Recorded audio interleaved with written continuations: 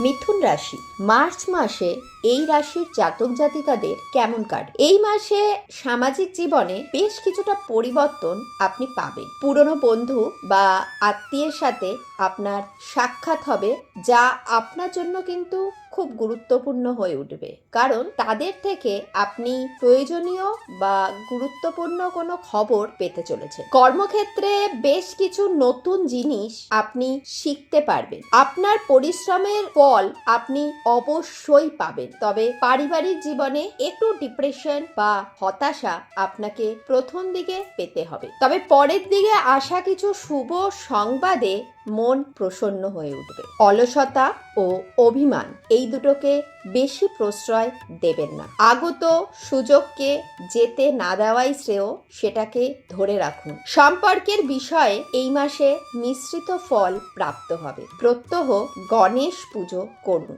এই ভিডিওটি ভালো লাগলে লাইক শেয়ার অবশ্যই করবেন, পেজটিকে সাবস্ক্রাইব করবেন, কারণ অনেক কন্ট্রোভার্সি আলোচনা যুক্তিসহ এখানে নিয়ে আসা হবে। ভালো থাকবেন, সুস্থ থাকবেন, সাথে থাকবেন। নমস্কার।